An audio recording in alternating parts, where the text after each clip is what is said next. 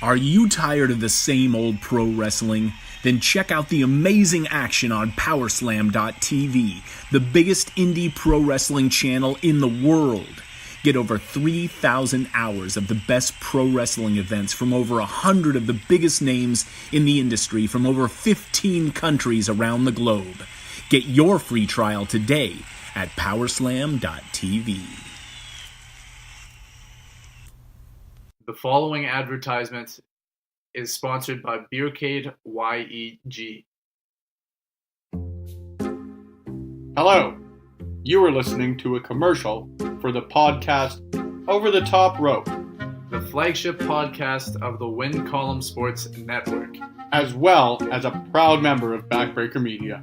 Again, this podcast is sponsored by Beercade YEG.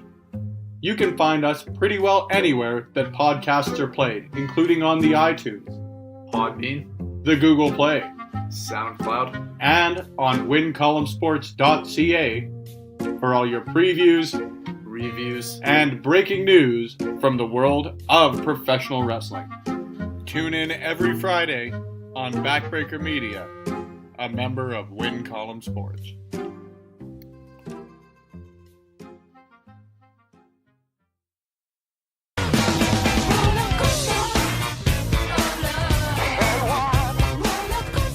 Hello friends, this is Spencer Love, the host of Conversations with Love, the exclusive one-on-one interview series sweeping the nation, or at the very least, the great province of Alberta, Canada. Tune in weekly to Backbreaker Media, a proud member of the Win Column Sports Network, as I host a member of the independent wrestling community here in Alberta, or wherever the hell I feel like interviewing somebody from. You can only find it on Backbreaker Media, a proud member of the Win Column Sports Network, and proudly sponsored by Beercade YEG.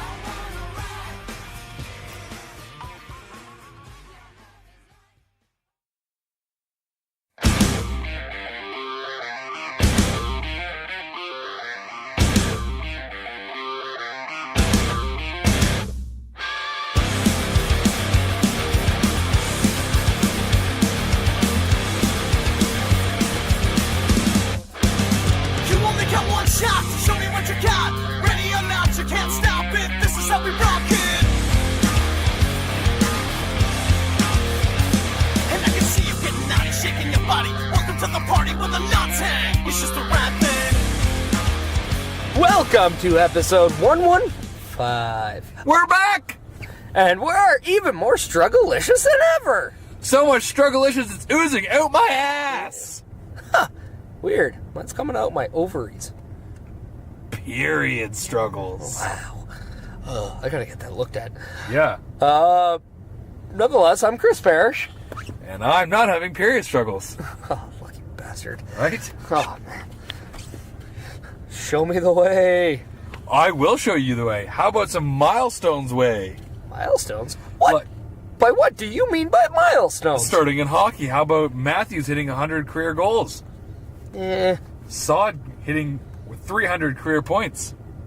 Well, that's nice. Oshie hitting 500th career point.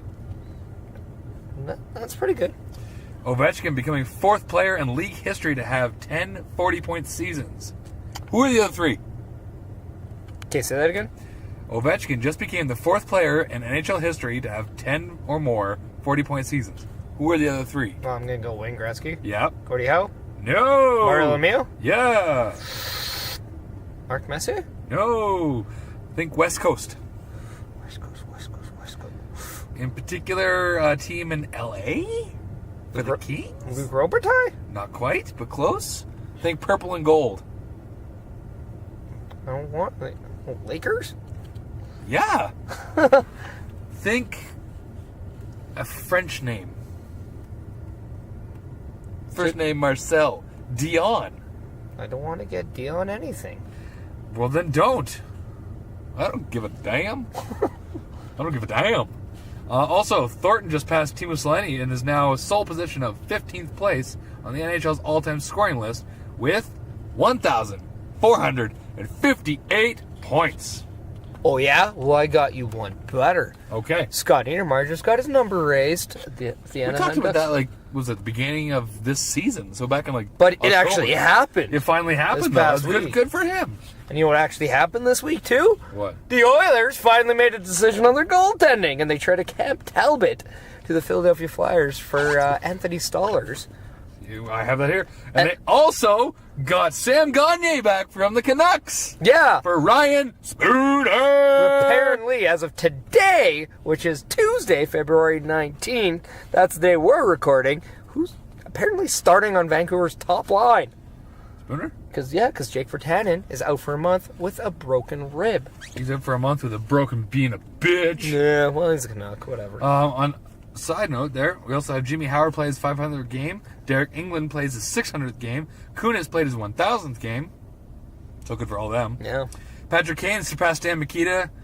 Stan Mikita's 1967 Blackhawks record for the most consecutive games with an assist. He's at 16 now. And Sidney Crosby officially played more games as a Pittsburgh Penguins than Mario Lemieux. It's been a big week for stuff that's being passed and whatnot. So, and that's just hockey. That's just hockey. Also, did you hear the whole thing about Puljujärvi's agent? Yeah. You're an Oilers fan. Let's talk about that. So Well, he said apparently he spoke out in the situation surrounding Puljujärvi, saying that a change of scenery might be best for the his client.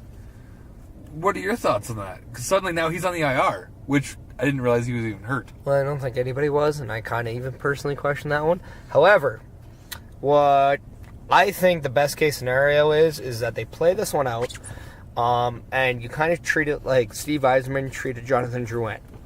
You hold on to him? Yeah, you hold on to him, and I honestly do believe the best thing for him right now is to go down to Bakersfield, go into that atmosphere where they're winning 15 consecutive games, by the way. Good for them. And he gets a chance to play top-line minutes and actually plays hockey in the sense of where he kind of should. Get his confidence back. My thing is he's just not working out with the club right now. Then I would look into the off-season, maybe get around the not trade deadline, but sorry, the draft. And if he comes up in like a variation of a trade opportunity where you can make a bigger move, then you kind of explore that then. But I just don't see the Oilers being a team where they got to really listen to the agent right now. I think right now the agent and the player might actually have a different understanding of what's best at this point. Fair enough. I mean, we hear it all the time now where a lot of players flat out say in contract negotiations they're really not involved that much. And I think... Do you think it's a good thing, or...? I don't actually. When you want to actually develop a relationship with the team, I think the team knows you on one level and the agent then gets involved on a different level. I think that can be pretty bad, but at the same time, it seems to happen more times than I know, so I can't really, I guess, say outside of anything else, but I personally would be more involved in my contract negotiation than what it seems like other players are. Fair enough. Speaking of one player who actually is involved in their contract, Manny Machado, who got a 10-year, $300 million deal with the San Diego Padres. I was going to bring this up later, but yeah, let's do it now. Yeah. And that's all I have to say about that, because that's all I know. And it just shows now I just want to know, now that domino's fallen, where is Bryce Harper going to go? Because the Padres have already flat out said just because we signed this deal to Machado doesn't mean we're closing the door on Harper. I don't know. Is there a particular, like, the Padres have talked with him? Who else? The Phillies have talked with him. Phillies have talked a lot. The Nationals are still a strong team to retain him. Well, there you go. But, I mean, then you also have the White Sox. You can never really count out the Yankees or Red Sox in these positions. I feel like the White Sox and most of the teams are kind of like they've flown the coop on this one.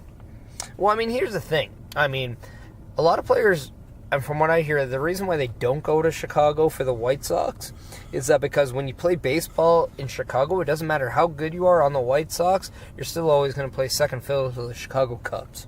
Yeah, they are the team. So, even the year that they won the World Series, it wasn't so much about how good the White Sox were that year. It was more about, how, what the Cubs did wrong, kind of a thing. So Yeah.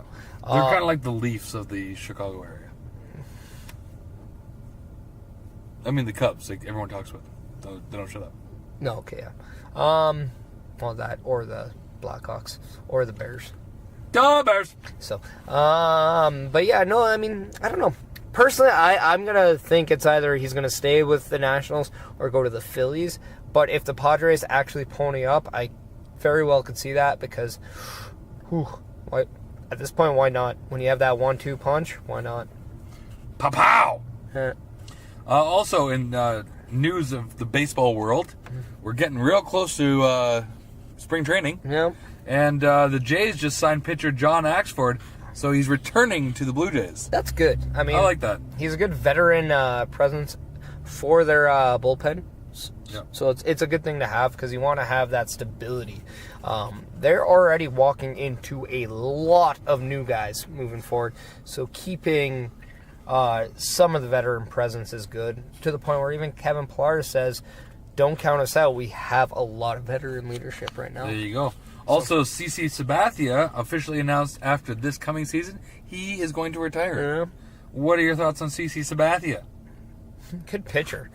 I think he's got a great name. You know the funny thing is, you know why he never signed with the Blue Jays? Because he was a dick. No, he said he flat out didn't want to pitch against the Yankees. That's why he signed there. Fair enough.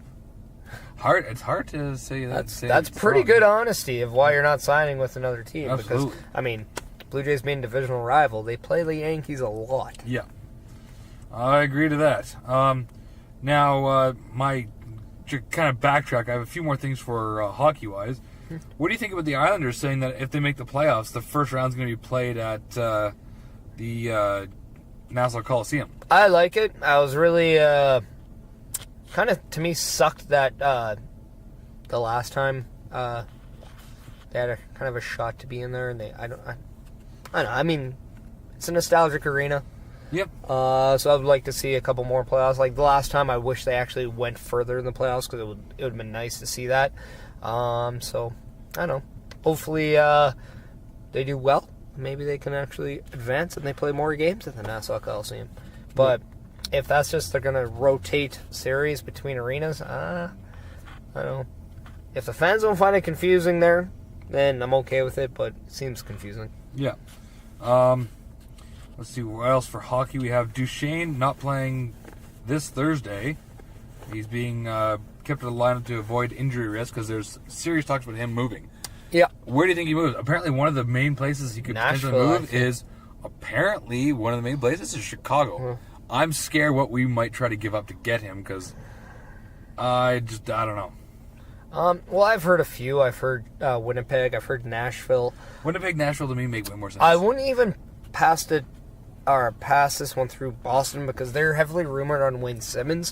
But if they don't get Wayne Simmons, they might look somewhere else. Yeah. And Duchesne kind of fits that bill. His price tag, on the other hand, might be too much. Yeah. However, with Ottawa saying that they are they've given a serious contract offer to Mark Stone, it seems like they've made their choice out of the three, and they've picked Stone over to Zingle and Duchesne. I personally think if the price tag's not too bad, I would love to see the Oilers pick up Ryan Zingle. That'd be good. But at the same time, I can see Winnipeg because, I mean, they were the ones last year who picked up Stastny. Yep. And that worked out pretty well for them. But not really well, but pretty well. I mean, he played well for them. Yep. I mean, it's just the team didn't actually do well in the playoffs, but Stastny himself did well. They went to the he was a bright finals. spot to a disappointing end of the season. Yeah, they made it to the conference finals, but not where they wanted. But so, well, I mean, and they really wanted to keep him in the offseason, so, I think that says volumes to what they thought about Stastny. Crazy that he ended up in Vegas, of all places. Well, I think money and opportunity talks, so. True. How about Oilers assigning Manning to the AHL, to your 15 games in a row leading team? Yeah, well, I mean, I think I saw that coming because the trade deadline is approaching. This opens up cap space. I think they're over just $600K, or maybe it was $800K before the move, and I think this gives them another 1.8 or $1.5 million on that. Which so they also put Puliarvi and Jujhar Khaira on IR. yeah, so and this would allow them if they do if they do decide to keep Puliarvi up, they're able to afford it. So Yeah. And also, congrats out to Ryan Miller for passing John Van Beesbrook for most wins by a U.S.-born goalie. yeah. So good for him. And they also got Sekera back, which is good. The Oilers, staying on the Oilers. Sekera is activated as of today, which marks the first time in a year where the Oilers get to start their top 6 defensemen. They are just, unfortunately, without Connor McDavid, who is out of the game due to illness. Yeah. So they're the top 6 now is Sekera, Clefbaum, Nurse. I don't know. I'm lost after that. Larson? I don't know who that is. Adam Larson? Never heard of him. Where'd you guys get him from? Devils? For Taylor Hall? Taylor Hall played for you guys? Huh. Shit, how about that? Anyways, So, who are your bottom 2? I think Matt Benning is in the lineup as well. And I think, you got Chris Russell as well. Oh, shit, I keep forgetting. Remember? Yeah. Russell's been... That's actually not a bad 6D. No, but it looks like they just went down 2-0 because we get to watch the game through the window.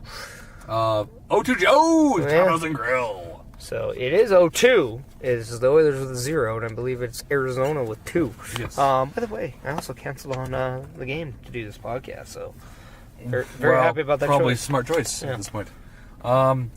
It was not a goal, sorry. Oh, there you go. Still 0-1. It's not 0-2 Joe's. It's just 0-1. Probably all too soon. Yeah. Seabrook has recently gone out with an abdominal strain. Not sure when he's going to be back. Hopefully soon. And the Blackhawks and Rangers also made a trade, trading Darren Radish, which is actually I really liked him when he played for the Team Canada and the juniors, for forward Peter Holland from New York's junior development And AHL team. former Blackhawk Patrick Eves has been placed on waivers today. How about that? Yeah. A lot going on in hockey. Now, actually, so is goalie Michael Layton, among others, but those are the notable names. what is your thought? Don Cherry calling out Carolina, calling them a bunch of jerks, saying they're 100% understanding when you have a guy old school like Don Cherry. who's a dinosaur? Well, yeah, and he's a bit of a tool. However, I can completely see it. When you are old school and you're stuck in what you think hockey should be, I can understand why you hating this stuff. However, who cares? They win. They get to celebrate a different way. I find They only do it at home games, first of all. They don't do it away. He was talking like they do Oh, it man, all the it would time. be so funny if they did it at away games. Wouldn't too. that be great? Oh, it'd be like, yeah. If they do it in away games in the playoffs, my lord, are they going to just piss people off and just Right? make those games better. But, I mean, I actually enjoy it. It's different. They get the fans into it. It's something different that they have different from any other They're team. also a market that needs to be more interactive with their audience. Which it's working. And that's a thing. If only, maybe Florida would do something like that, because their home Or attendance... Arizona? Well, Arizona does get people at their games. Well, it's Florida all is actually quite insulting. Was it snowbirds who go down there for the winter because they can't handle this shit? Well, Which I wish I was one of them. God damn it. hey, if I had the money, and the games are cheap, so... Super cheap. You buy a 2-4 of Coca-Cola, you get 2 free tickets. Yeah, you get a hooker, get a hand job, you get 2 tickets to the game. Hookers, hand jobs, and hockey. Woo. 3 H's. Get some coyotes and chlamydia. Who's going to the game tonight? And then also 3-time going back to baseball, 3 times World Series winning Giants manager Bruce Bochy has retired. So congrats to him. He didn't botch it? I guess not. I wonder if he's a creator of bocce ball. It's possible. Yeah, it's a 75% chance he's created that. You heard it here first. Huh.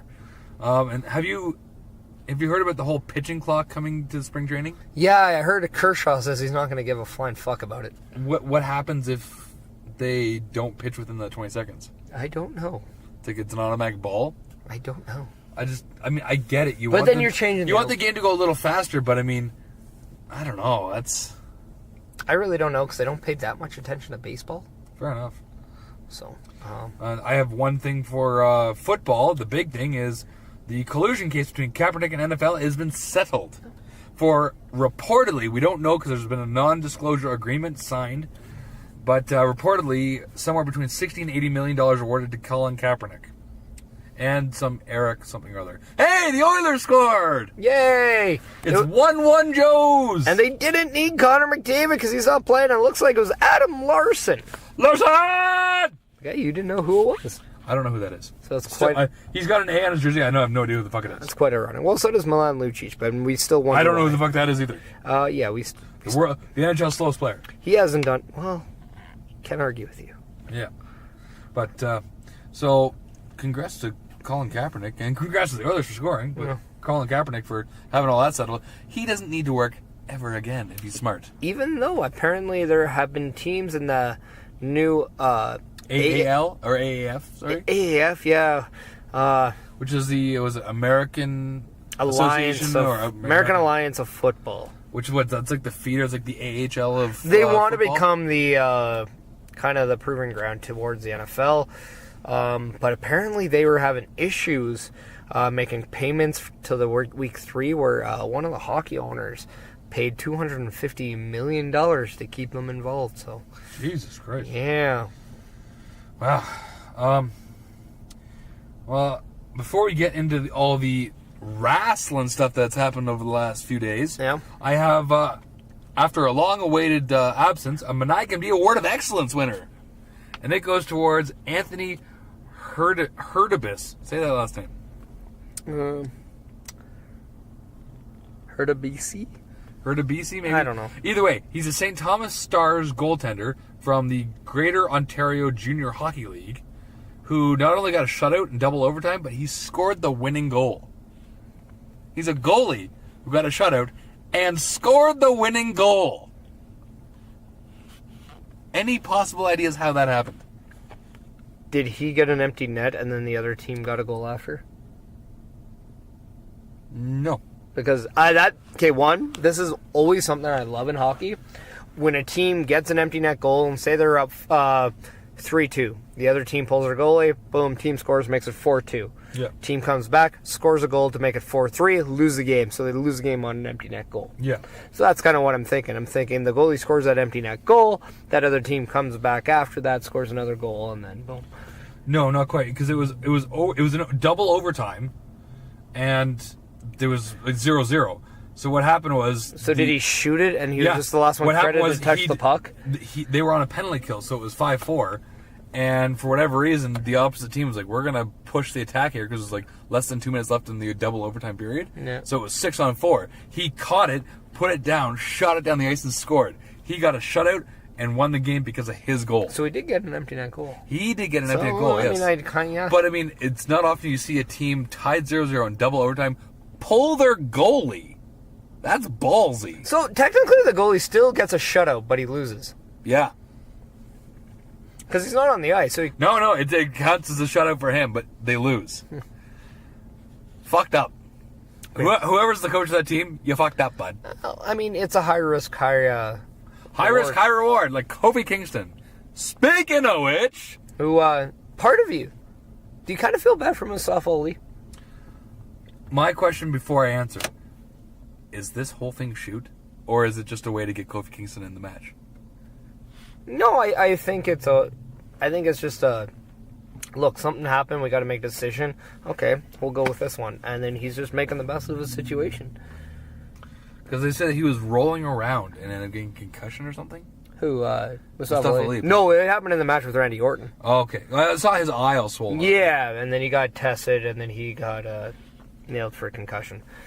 Okay, fair enough. If that's the case, I heard something about he was rolling around, like, just trying to get back, like, into shape or into the ring ready. No. And he ended up, like, having symptoms, and that's why he got held in. No, I think that's how he realized he had a concussion. Because gotcha. Okay. It was just an eye thing, but then he was doing some of the stuff, and then he's like, wait Sweet a second. shiner. Yeah. Sweet shiner. It's unfortunate, it sucks, but I mean, it's the name of the game. That's wrestling, man. That's what wrestling. happens. I mean, wrestling, it's a cruel bitch at times. Yeah. Cruel bitch. But let's get into it. The results here, we got the pre-show match. Buddy Murphy defending his Cruiserweight Championship against Akira Tozawa. Good match. Fast-paced. Great match. I mean, anything Buddy Murphy's been touching lately has been just gold. So, yeah. Buddy Murphy defends his title successfully. It's, again, pre-show match. It was good. Yeah. A side note, what the fuck is on fucking Jewish Bob Ross's face there. Jewish Bob Ross? Yeah. A.K.A. Sam Roberts. Oh, and then you mean the beard? It doesn't grow down. It literally grows outwards. It's like a fro, but a beard. Well, he is it's Jewish. fucked up. Whatever. Fair enough. That's what it is. Fair enough. Yeah, and then anyway, now after this kickoff match, we start the pay-per-view because what we found out from recent history is a kickoff does not mean you're a part of the show. Which is Hence why SmackDown gets shut out of Survivor Series. That was just stupid. Yeah. And so, we start off with a surprising move because I think a lot of people expected this match kind of to be the closing. Yeah. However, Start hot. I said an Elimination Chamber would open. I'm totally thinking the men's, but it is the women's. And we see, for the first time in a long time, a WWE Women's Tag Team title match. Yes, between Boston Connection, Carmella and Naomi, Mandy Rose, Sonya Deville, Nia Jax, Tamina, which I called their team Nia. Or Namina. I don't know yet. It makes more sense to call them the Samoan Killers. But I called them Namina. Whatever. Also, between the Iconics and the Riot Squad, which, if you listen to the most recent episode of Moment with Meniac, I thought it was going to be the Iconics coming out. Not the case. No, Not the case. I actually had the Riot Squad, but part of me kind of expected them to put it on Bayley and Sasha. And they did! Yeah. The very first elimination with the Iconics, I believe it was on Carmella and Naomi. It was. Very nicely done. Yeah, the way they did that was it was a pin, and then Peyton Royce went over for like a double leg lock bridging pin on top of that. Yeah. Very, very well done. To the point where we saw that actually in the Revival's tag team match on Raw, which we'll get to later. I haven't seen that match yet, but I am excited as fuck to watch it later. But yes, it came down to, was it Bayley and Sasha, Boston Hug Connection versus, I believe it was the Riot Squad. Or was it? No, it was Sonya Deville and Mandy Rose. Yeah. That's what it was. And the Boston Hug Connection pulling out a win, which it was pretty loud in there. It was kind of cool to see the re-inaugural. Well, it was nice to see one crowd that was actually giving a shit about wrestling. Yeah, this week. the Monday Night Raw crowd was fucking dead. Yeah, you guys need to just be better in life. Or don't ever go to a live show ever again. You guys are making, what's that one where Arda O'Kel always made fun of? Corpus Christi. Yeah. Yeah, you guys made them look alive. Lively as balls. Yeah. And then the second match was the WWE SmackDown Tag Team Championships. Not the way I thought it was going to go. Totally called this one. Which, speaking of, on a side note, Jimmy Uso was arrested and charged for disorderly conduct and obstruction. And you know how he gets rewarded? A Tag Team Championship. Yeah. Which, there's rumors, very, very based rumors. Like, well, it's because their contracts are leaving. Yeah, their contracts are expiring. The Usos and Naomi are trying to get fired, apparently. Well, I don't think they are. I think that's a little. I agree. I think it's a little stretch, but that's the because rumors. If one of the twins wants to leave, you think the other one's probably thinking very similar. Well, they're twins. But I mean, at the same time, you think like if one also feels one way, you don't think the other one kind of is going to be probably. Yeah. But that's the WWE thing. Is that as soon as I heard that, I'm like, I don't think they're going to put it on the Usos because why would you promote that kind of behavior? But they want to keep them, so they put the titles on them. So well, I mean, we saw how much Paige got pushed after a little leak. So it was not a little leak. There was no leaking at all. That shit was airtight. Well, it was very. And there was a lot of pushing from behind. Yeah, there was a lot of push, a lot of pull. It was a good time. That's not the point. Yeah. Anyways, new tag team champions, the Usos. With their 6th reign, by the way. I enjoyed that. Yeah.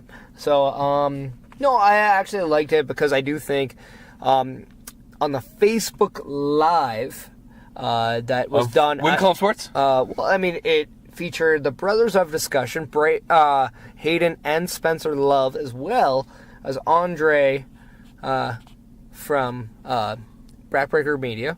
And Total Months of Anarchy, yeah. Andre.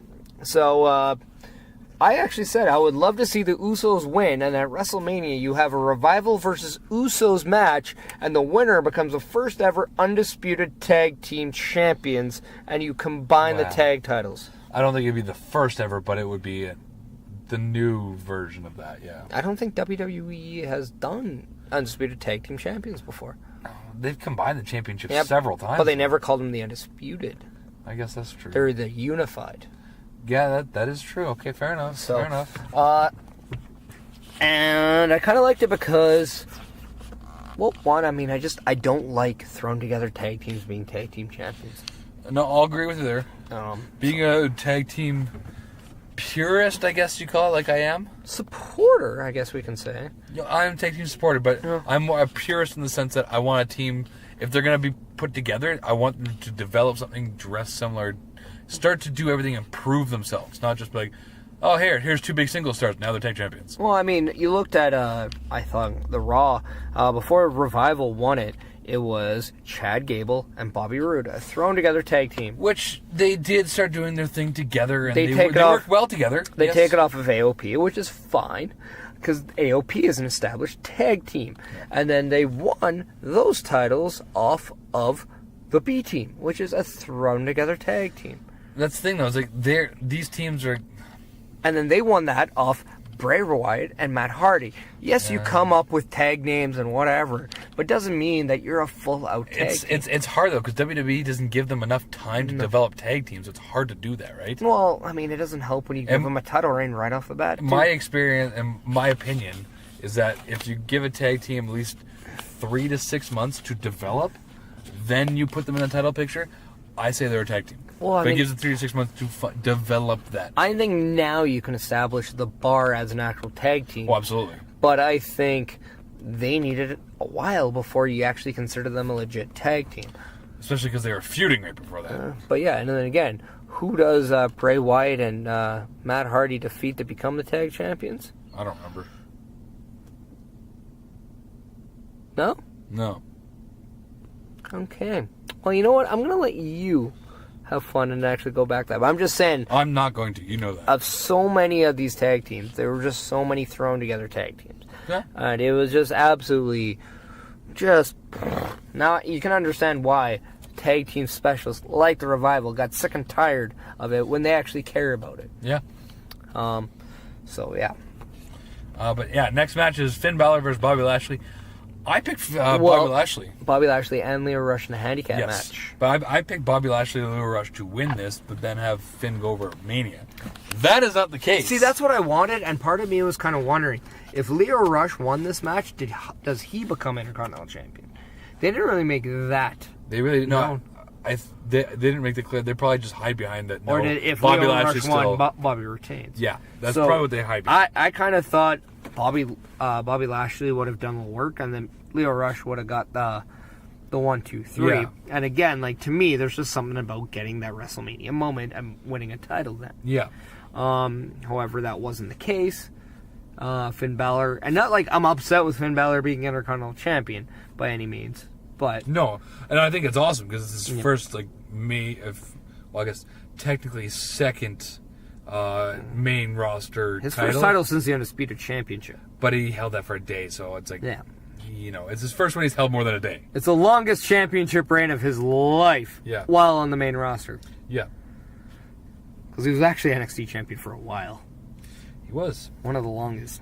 I don't think he's the longest now, but he's got to be really close if he's not. He might still be. I can't remember. I think he might be the longest. It's either him or Neville. Yeah. Where am I at here?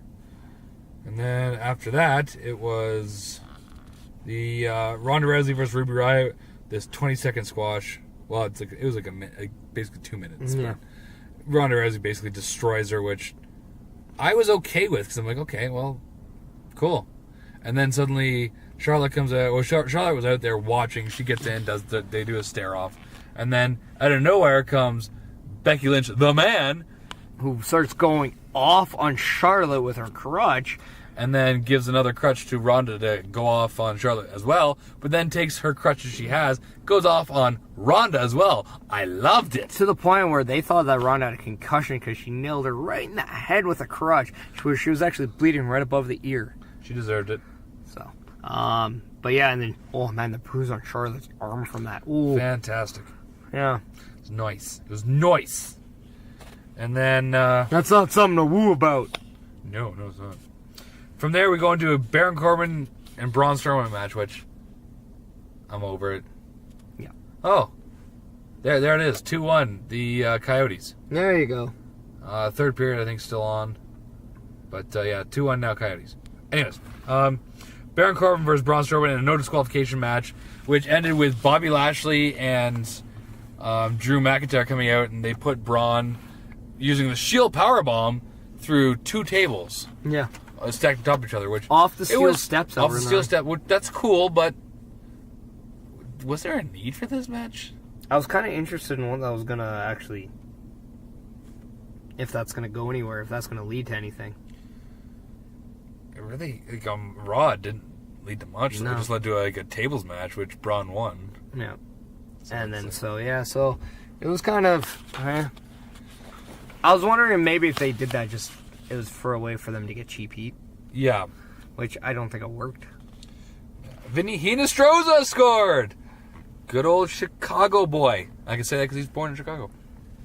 Also, apparently the St. Louis Blues just got their franchise best 11-game win streak thanks to Ryan O'Reilly. So that's good, I guess. Acquisition paying off. Right. But yeah, that match ended with Baron Corbin defeating Braun Strowman in a match. I was like, okay.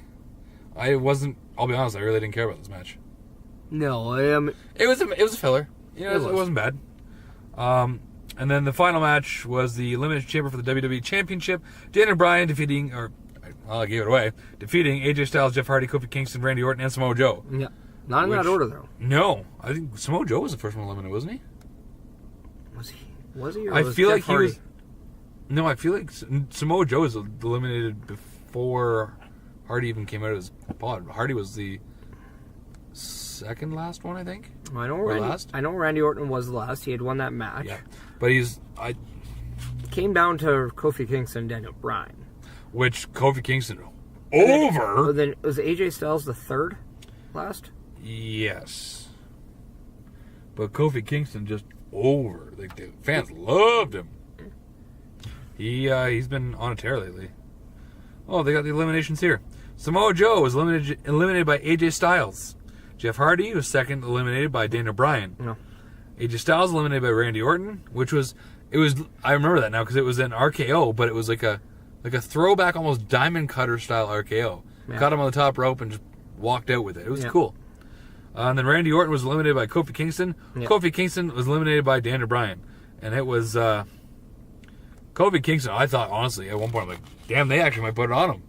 See, I didn't think so, but I kind of felt like, you know what, I can see the Fastlane pay-per-view being headlined, or at least the WWE title match going to be these two out of this one. And I really thought you were going to see the Usos, Miz, and Shane McMahon pull out the match of the night until this Chamber match came out. Yeah. And I do think this main event, which was apparently scheduled to be the opener until less than a half hour before the show, and supposedly Vince changed his mind, made this a thing, and they delivered in the main event spot. They actually were the best match of the night in my books. I think they were too. It was a good match. Yeah.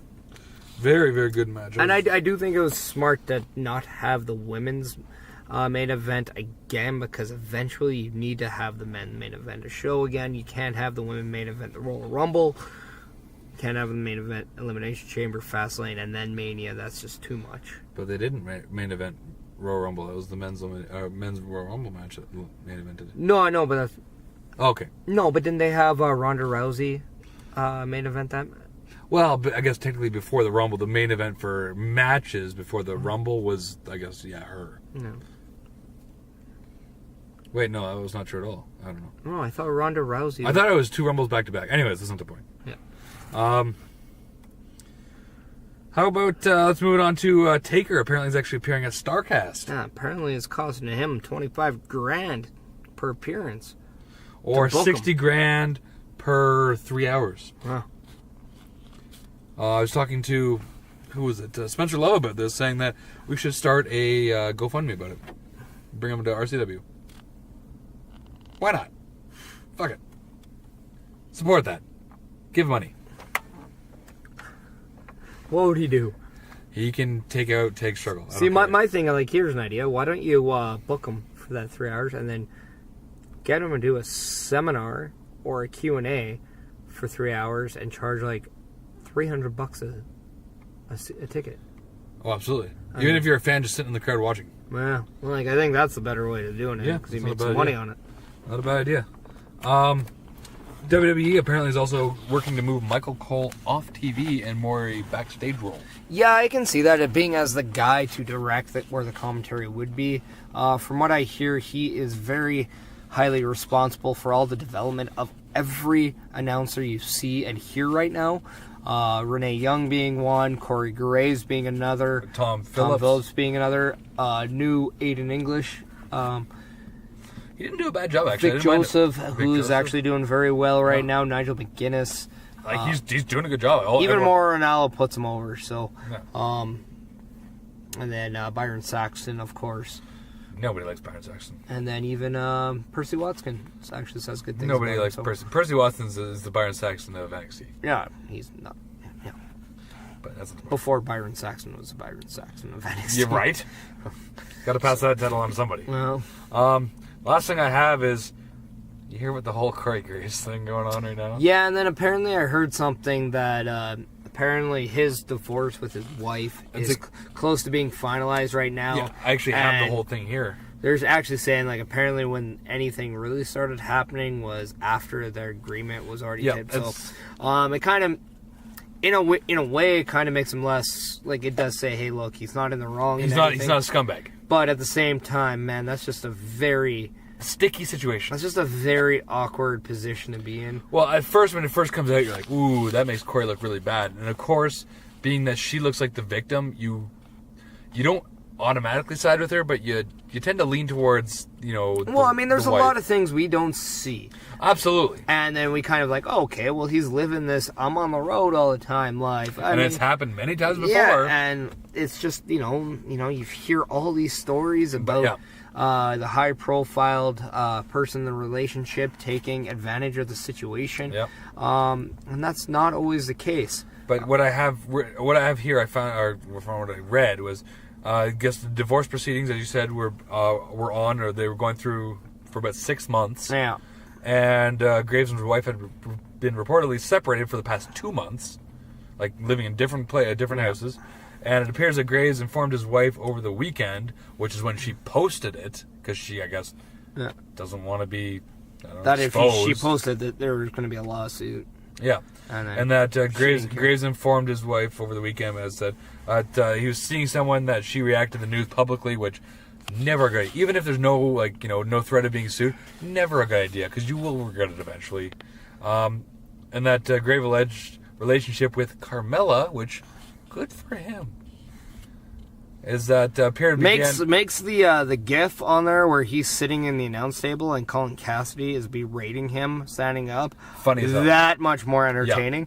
Yeah. Not gonna say that's not funny, because it really is. Yeah, and then but apparently all that began after he stopped living with his wife. Yeah. So really, not in the wrong at all. Which, when this came out, well, my thing too, it's like, look, a lot of people look. Okay, if you're gonna have a separation, you don't do anything until the separation is finalized. No. But here's also another thing. But if you're separated, it's your own business. If you have an agreement that if you're separated, you're good to see other people. I mean, but here's my thing: if you're separated, to me, it's not official, but I mean, you're separated. That's that. I don't know. That's what I mean. It's an awkward situation because we don't know how all this happened back there. And in theory, this kind of thing probably shouldn't be made public. And this is and that's exactly the thing. I mean, talking about airing your dirty laundry, the only way you do it is by putting it online. Yeah. However, I did listen to a podcast that featured Sam Roberts and his little weird beard. Weird beard! Featuring co-host Corey Graves, having Renee Young, Pat McAfee, some comedian by the name, I think it was John Hitchcomb or something, who was actually really funny. John, was it Hinchcliffe? Hinchcliffe, yeah. Yeah. Very funny. Tony Hinchcliffe, yeah. Tony Hinchcliffe, yeah. He actually has a podcast about wrestling with a bunch of other comedians that they watch it and they almost do a fight command. It's great. He talks about how he almost how he totally converting Joe Rogan over. He's trying. Yeah. He basically said, yeah, it's a for sure thing. It's happening. However, Corey Graves actually admits that he's divorced on there. So yeah, there you go. And that's the same thing with that Mrs. Meniac actually pointed out about Total Bellas. They do a thing where Nikki wants to start officially dating someone, but that whole relationship contract we had with John Cena, they hadn't gone public yet, and Brie didn't want Nikki to come across as a cheater because it would hurt both of their images, et cetera, et cetera. And it is, even though it's her life and she's allowed to do whatever the hell she wants, it's a sticky situation no matter what. Because no matter what, listen to us talk about it. Does it really matter in our lives though? Not at all. No. But will it get traction and people talk about it? Absolutely. Well, yeah, they're people of interest. They're people that, you can see on TV. They're, with the exception of Corey Graves' wife, you don't see her on TV. But what you did see of her on TV was from the Breaking Ground show that WWE did put on the network, and you can see a very supportive wife after that. So you have some sympathy towards her about it. Which I will say, the fact that she posted that, okay, I get it, you're upset, but she posted a bunch of text messages about what he sent when he was in a really dark place. Yeah. That, I'm like, I don't care if he cheated or not. That's a shit thing to do, and I do not respect her. Well, I mean, I get it. She's upset, but that's just not right. The situation also completely out of our control. We don't know it. We can't really say we understand it because, let's face it, we're good fucking husbands. Oh, I like to think so. Yeah. Yeah. So. Yeah. We're responsible. So. Well, that's true. That's true. So anyway, with that being said, I mean, well, one, high five for having a longer relationship and marriage than Corey Graves. High five! Wait, how long was he married? That doesn't matter. We're winning. Hooray! Winning! Tag! I mean, winning! Struggles. Well, only wedding struggles for him, I guess. Well, you never know. I don't. With that being said, unfortunate that they can't work past their issues, but relationship struggles. Yeah. So. Anyways, not anymore though, because he's with Carmella. And you can't. That is fabulous. Which is actually kind of making me like the one thing before I heard all this ladder news about the divorce and all that stuff. I was kind of wondering because he always made fun of Enzo and how he was a piece of trash, right? And then I'm like, ooh, if he was to do this, he is more like Enzo than people would have thought. But well, not only that, when he talks about Carmella, he doesn't really shit on her, but he doesn't put her over. Well, it was funny because then somebody saw a thing of like, hey, 2-2, Oilers. Sorry, continue. Where they saw a thing with they're putting over season 2, I believe, of Total Divas. 2-2. And then he talks about it. He's like, and my personal favorite, and you guys all know this, Carmella. And it was actually really funny. That is funny. Yeah. That is funny. Looks like Nuge. Yeah. But anyways, that's all I got for wrestling. It was a lot happened, but no. We haven't even got to Monday Night Raw. Well, I said that's all I have because I haven't written anything for Monday Night Raw. But yes, let's get into the Monday Night Raw, the NXT thing. Yeah, so Monday Night Raw kicks off with Triple H talking about the amazing time it is right now because we're on the road to WrestleMania. Hooray! Where we're actually going to see. That's actually quite funny. But he's like... Going to see. Talking about the excitement of... All right. Finn Balor being Intercontinental Champion, the Usos being the new Tag Team Champions of SmackDown, D-Generation X being inducted into the Hall of Fame, Yay! which includes Triple H himself, Shawn Michaels, who's going to join Ric Flair and Hulk Hogan being the only two-time. I don't think Hulk Hogan's not two-time. Unless... So they didn't actually induct Hulk Hogan in the NWO? Did the NWO get inducted? I have no idea. That's why I'm I don't think they have yet. I thought they did just the last couple of years. You know what? While you talk more, I'm going to look that up. I thought that was the one where Scott Hall couldn't go to because he didn't want to... Or maybe that was just the Click. But yeah, so then Road Dogg and Billy Gunn, as well as X-Pac and Chyna. Which I like, and I think by all means, eventually she will get in as singles because she deserves it. Although apparently Scott Hall does not agree. Is that Scott Hall or Scott Steiner? I don't know. They're both the same to me. So D-Generation X going to be inducted in the Hall of Fame. I don't know if this will be the main event of it, but it's definitely possible at this point. But also, we're going to see 4 call-ups from NXT make their Raw debuts that night. One being Ricochet, second being Aleister Black, and the third being Johnny Gargano, and the fourth being Tommaso Ciampa. Hooray! And where we saw Ricochet come to the aid of Finn Balor during a segment with Lio Rush and Bobby Lashley to, have a pretty good tag match. Got all of his stuff in. Beat Lio Rush with a 630 splash. And then we saw pretty much it is DIY, because it is Ciampa and Gargano, take on the Revival and actually beat the Revival as their first televised appearance as tag champions. And then we saw Aleister Black interrupt Elias and defeat him with Black Mass. However, they tonight have appeared on SmackDown. Aleister Black takes on Andrade. DIY, even though they're not really calling him, but they are making the reference, takes on The Bar.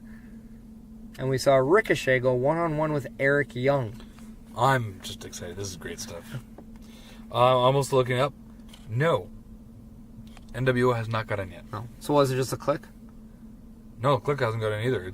They just did individuals. So what was the one where Scott Hall didn't go? Or was it just Shawn Michaels being inducted? It was Shawn Michaels being inducted. Okay. But I just remember there was one where he didn't get in, or he didn't go because he was recovering and he didn't want to. Yeah.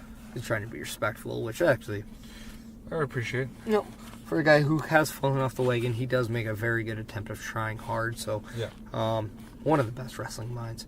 Actually, talking while going up to Pure Power Wrestling this weekend, one of the best work punches still. Absolutely. But yeah, so since DX officially in, China I think will eventually. I think every member of the DX that is getting in is either they're already in Shawn Michaels, or all of them are going to get in. I think this is a great way of telling people, look, she's in as part of DX. Now they might, kind of bug off with the whole, why is she in the Hall of Fame? Well, she is. She's part of DX. Yeah. Which actually probably is a bigger platform than her going in as her single self, because she was at her highest popularity, I think, as DX. Was she part of DX when she won the Intercontinental Championship? No, but she was part of DX when they were going through the NWO, and that's when the WWE actually kind of started making a play again. Or not, sorry, not. She was part of DX, yeah, well, yeah, they won. The Attitude Era, yeah. Yeah, so, and that was kind of the big thing. She was part of the DX at the beginning with Rick Rude. She was also part of DX. Which is not getting in, surprisingly. No, because I don't think he should, because he didn't spend that much time in DX. I guess. What about Hornswoggle? Isn't their entire third run with DX he was in? No, I think they want to forget that part. Fair enough. But yeah, no, I think it's cool for Billy Gunn, who's currently a coach for All Elite Wrestling. He's a producer, isn't he? Either way, he's the coach. That's what they say. So it's nice to see him in there. It's nice to see Road Dogg get in. Road Dogg, which nice I could actually see the New Age Outlaws getting in on their own. Well, I think this is, if they don't get in on their own. I think Billy and Chuck should get in. I don't think Billy will get in twice now. And I don't think Chuck Palumbo will ever get in. You never know. Bobo Brazil's in. He was a lot more over than Chuck was. Not to the gay community. Yeah. Fair enough. Yeah, but to the black community. Fair enough. No. But yeah, that's cool, and I guess they'll headline. Although there's still rumor that apparently, it could be Taker, there could be Batista, there could be The Rock. Yeah, exactly. There's still quite a few big names. Yeah. I don't think Batista's bigger than DX. No, I think Undertaker and The Rock are. Yeah. You don't think Batista is? I don't think Batista's bigger than DX. Do you think Evolution gets in? So Ric Flair and Triple H would potentially be the 3-time Hall of Famers? Triple H has only been in there once. I know, but he's going to get in for singles. I guarantee it, eventually. He might actually not put himself in. He might be the one guy that does no. Oh, honestly, it's even if it takes until after his unfortunate passing, he's getting in. His career is too good. I still think if Undertaker gets in, the perfect guy to induct him is still Vince McMahon. Oh, absolutely. I think that'd make absolutely so much sense. If not this year, I could see next year, give him a little space, let him do his thing. And Well, I mean, where is Mania next season? Have they announced that yet? I don't think they have. I don't have they? think they have, no. You know what? If they put it in... Well, I mean, this still makes sense because it's in what?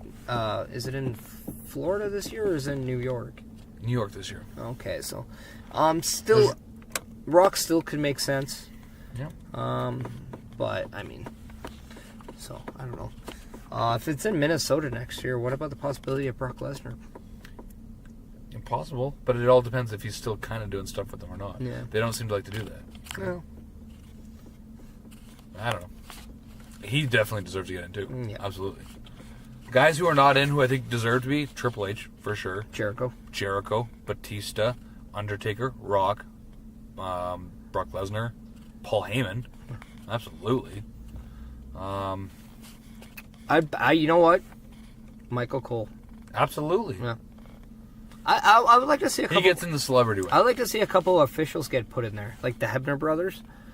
The Hebners, Mike Chioda, Charles Robinson. No. What's his name? Something White. Pat. Is it? No, not Pat. I can't remember what it is, but yeah, he ended up having to retire because he injured his shoulder or something. But yeah, he was in there for a long time. I can see him getting in.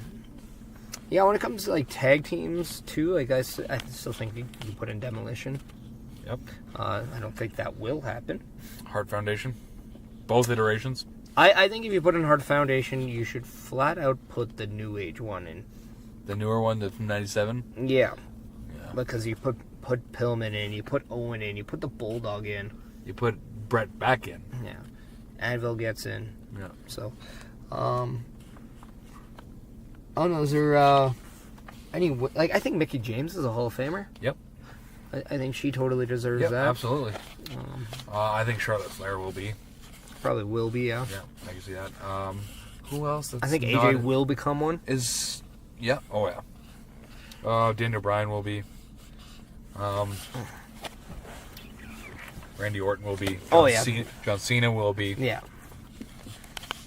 Yeah. So I mean, there's definitely the possibilities of a lot of people moving forward. Yeah, I think Jericho's the big one who's really not with them now.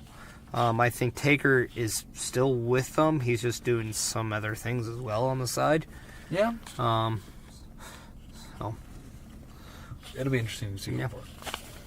But they're going to start to announce them hot and heavy, fast and crazy now. We're getting closer. Well, apparently every Monday for a few Mondays now. So. Hooray. Probably. Mondays, Hall of Fame Monday. I'd say the next 5 to 7 Mondays, you'll probably get a new induction. Apparently ESPN's one that are breaking the news. Well, they always do it where they announce it through different media platforms. Because it's always... Well, ESPN, didn't they have a... didn't they grab Raw or SmackDown's rights for 2019 or moving on? I thought ESPN and Fox are now doing Raw. Fox is doing SmackDown. Yeah, didn't ESPN... And USA Network still has Raw. Oh, okay.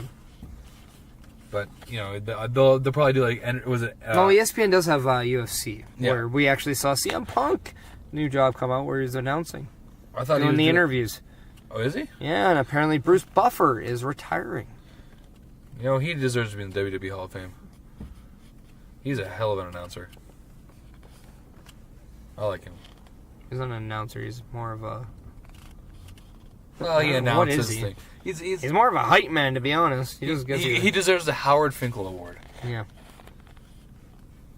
I think Lillian Garcia should be in there, too. I agree with that. Yeah, I agree with that. And they should just completely play her falling on the ramp. That's what she gets in for. That's always funny. That's all she gets in for. Oh, end of overtime. They're going to a shootout for the Oilers game. Yeah. Anyways, how was your, speaking of which, going back to your comment earlier, how was your trip down to Lethbridge for the Pure Power Champion? Well, the trip was long. The roads weren't the greatest this weekend. Anybody who was in the Alberta area understands just how terrible the roads were on the weekend. They were great. What you talk about. Yeah. But I successfully defended the PPW Heavyweight Championship of the world. That is just Alberta and Lethbridge. However... you defended the Lethbridge champion of Lethbridge. Yeah. The German-Canadian Club of Lethbridge. the German championship of the Lethbridge World. So I got Canada and German behind me now, I guess. You German-Canadian destroyed them. German suplex Canadian I got destroyer. the McDavid Draisaitl connection. Hooray!